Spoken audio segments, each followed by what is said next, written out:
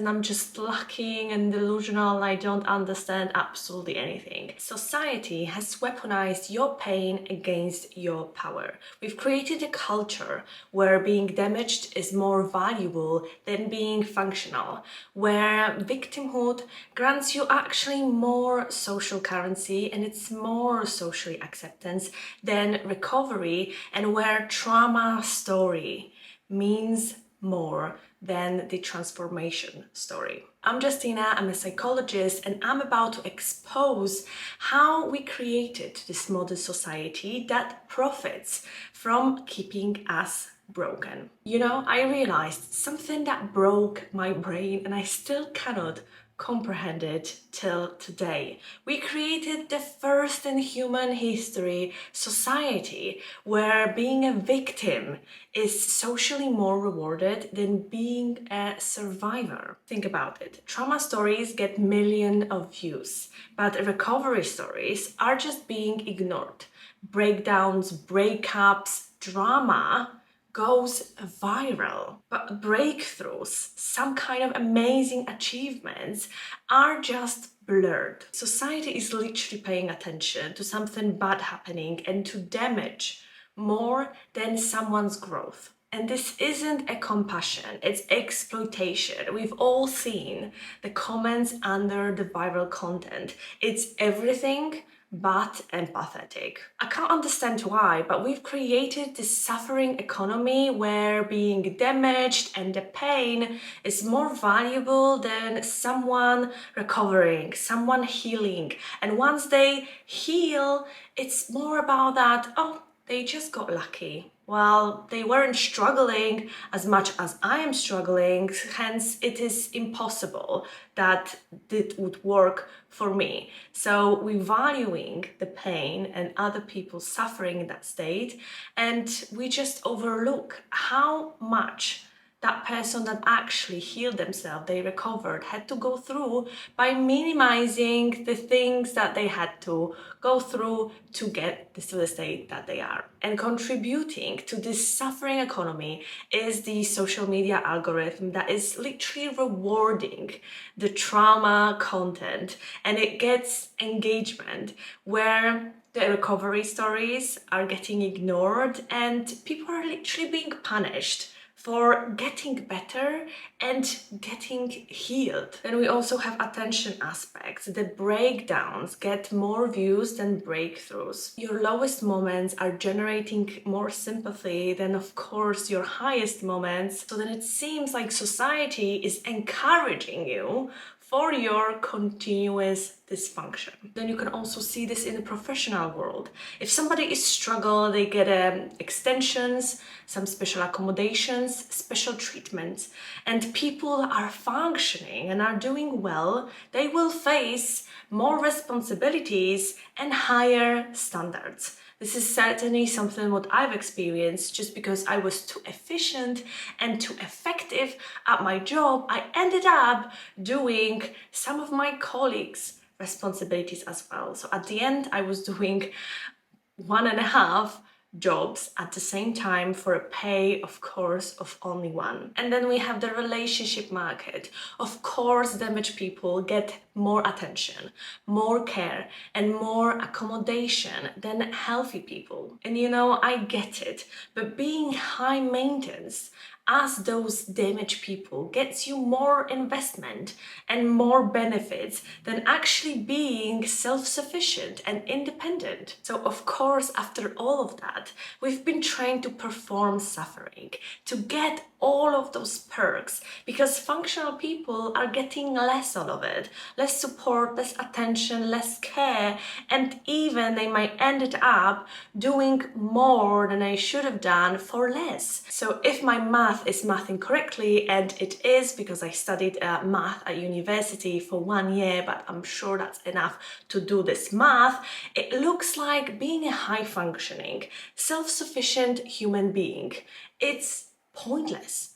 it's not going to be rewarded. It might actually come with some additional punishment, additional responsibilities for no reason. So regardless whether you want to be self-sufficient individual and high-functioning individual, or maybe stay in this victimhood, your trauma is not your fault, but your healing is your responsibility. And your healing also includes taking accountability for how your unhealed trauma affects other people. And here's what trauma culture doesn't tell you, and I want you to really hear it.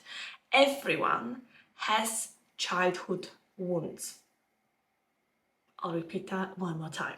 Everyone has childhood wounds. Everyone has some attachment issues.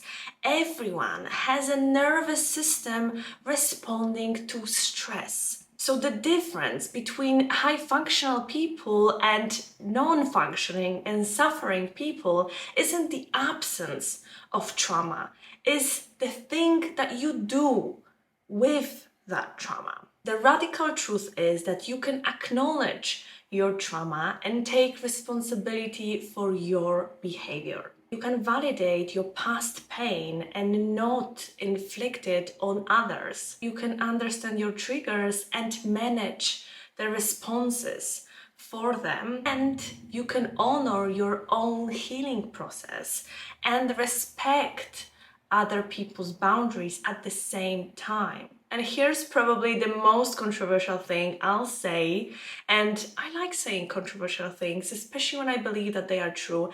And this one thing is really close to my heart because I was in a victimhood mentality for years, and I was waiting until somebody will take my hand and heal everything for me, but nobody was knocking on the door to save me. So once I realized that nobody is going to save me and come to my rescue, I took a responsibility for my own healing and I went out of my victimhood mentality. So the truth is that using your trauma as an excuse for your bad behavior is just another form of self-harm. You're keeping yourself stuck in this victim mode instead of stepping into the empowerment, the realization that it is up to you to create happiness. You don't have to wait for anyone, and you are in the full capacity and in the full power to create the happiness for yourself. I know that sometimes it's really hard to step out from this victim mode because the system convinced you that taking accountability means accepting the blame for what happened to you. But that's actually not true. You can reject the responsibility for what happened to you because certain things were just done to you out of your control, but you can take responsibility for what you will do with this next.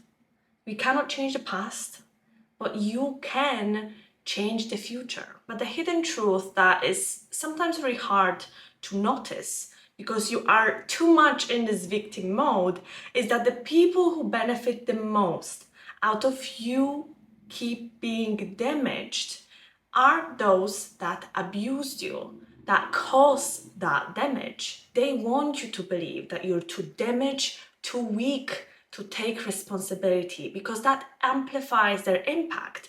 And if you don't take responsibility, you don't take any action to heal yourself. So it's beneficial for them that you don't take this responsibility. So nothing changes and you keep being victim, but also weak and damaged. So taking accountability and responsibility for your healing is actually the ultimate revenge for everyone around. It proves that they didn't break you permanently and that their actions don't define your destiny, that you can change the destiny that they think that they created for you.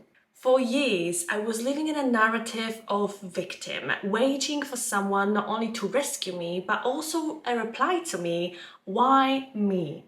Why All this happened to me, not someone else. Why I was the youngest child but the forgotten one. Why one day in high school my friends decided that they didn't want to be friends with me anymore. Why I didn't get into my dream university. Why my dad passed away when I was so young. It felt like not only everything was my fault, but also like the happiness is not in the cards for me. I thought that everyone else deserves happiness, and that is just my role to support other people's happiness, but not to be happy myself. But once it clicked that if it is all my fault, that means that it's my impact that can change it. So then, once I took accountability for my actions and decide what will happen next, everything changed. But here's why the society makes it so difficult for us to change. I think that modern society turned victimhood into a performance contest that you're unconsciously auditioning every single day. You go on social media and you just see a showcase of everyone's struggles. Who has worse? Of course, they are showing also their amazing things that is happening in their lives, but every conversation and every post is an opportunity to highlight your current or past challenges, because someone's trauma stories get more engagement than their success stories, because someone's breakup is juicier than them getting married, because their struggles get more validation than their strengths, and their pain, challenges, and suffering gets more attention than their progress. And it is connected with your brain releasing dopamine when you see other people failing. But about that, you can definitely check out my previous video here. But it is also about that we are trained to perform dysfunction. Functioning people are just boring. Like, what you're supposed to talk about if everything is fine, if everything is going well, if people are healthy mentally and physically and they have nothing to complain about. That is just boring, and not a lot of people can relate, or maybe they don't even want to hear about someone's life going so well. Healthy people not only don't generate views and engagement, but also they don't need new products or new services. When you're happy and you feel like you're fulfilled and you have everything that you need in your life, you don't need to go shopping, you don't need to ask for help anyone. It doesn't sell. And we need to be constantly reminded that we need more. We need this for external validation. We need this to look cooler. We just need this to be happier. And then we're being tricked that we need more and more and more to fill in the gaps, where the true answer is within us. We don't need more. But when we hear that we do to fix ourselves, we are in this never-ending cycle when we just buy and buy and buy, and to use social media and to watch it and post, and we're seeking something that we're not going to find it there, but we don't know that. So we keep on looking. And the worst part is that I believe that nobody wants to be in a victimhood mode. I don't believe that they are choosing consciously to stay there, but they are being rewarded for staying broken and damaged, and they are being rewarded by attention, by care, by support, by special treatment. And once you start the healing process and start being high functioning, you become forgotten and you become ignored, which can be scary. But that is a moment when your true healing begins, and there is nothing more empowering than that. So after all this talking, I think we need something more practical. And I don't know your trauma, and there is no one size fit all, which is something that I like to talk about all the time. Nothing is black and white, and I don't have a straight one concrete answer for you. But I have a framework that you can start with to honor your trauma, but also stop using it as an excuse. And step one is acknowledgement without excusing. You can admit, yes, my childhood taught me these patterns, but it doesn't make it okay for me to continue them.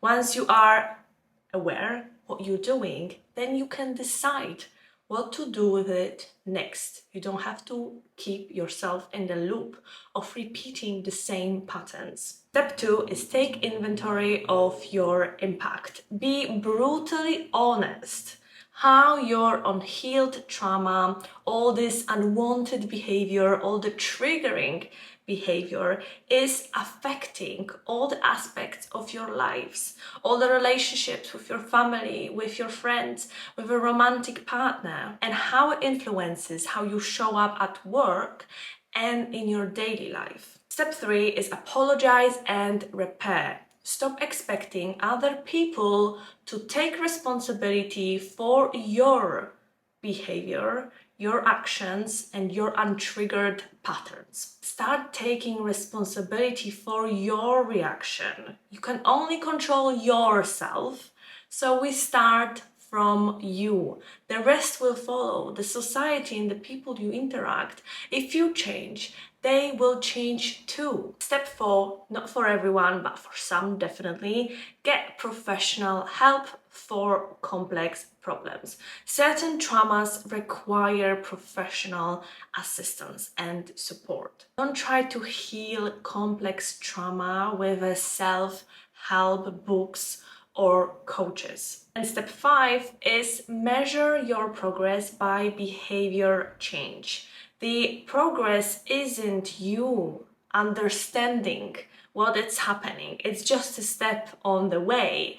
The progress, the true progress, is you responding to life differently than you used to do. Once I decided to face my trauma and my triggers and notice that I have an avoidant attachment style and my partner had anxious attachment style, I was not only able to understand why we are in this cycle of avoidant anxious all the time, but it also allowed me to change how I respond to our situation, so then the outcome could be different. And you know what? It has improved significantly. Once I acknowledged what is happening and it is up to me to decide what I'm going to do with this next, I changed my patterns, my behavior, and started reacting differently to everything that before triggered me,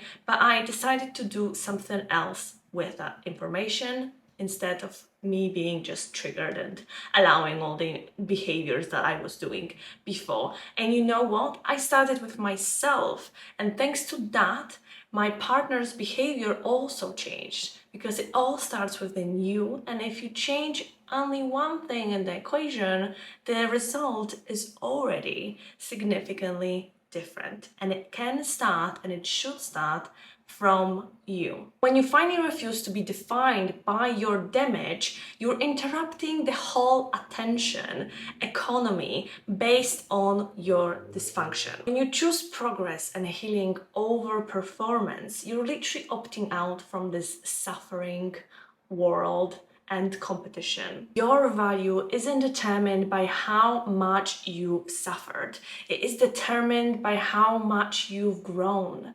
It isn't determined by the size and measure of your wounds. It's determined by your resilience. It isn't a competition of who had worse life and how much I was hurt in my life, how much I suffered, what kind of pain was it, that nobody could understand me, nobody cannot understand me even now, and I'm so special and unique. It is all about what you do with the information and experience you've had. It wasn't your fault, the trauma, but healing is your responsibility. Otherwise, you will be stuck forever. And remember, your trauma is just a part of your story. It isn't your entire identity. And you are not your damage. You are your decisions moving forward.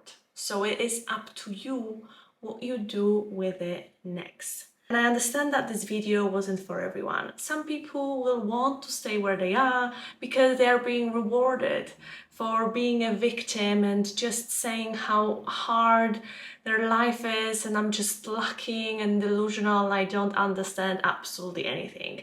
And that's fine. We can just hush those people out and they don't have to definitely follow me. If you want content that celebrates healing, self-optimization, and actually getting long-term happiness instead of crying in the corner of, oh, poor me, then definitely subscribe, because that is the channel. And I'll see you in the next video.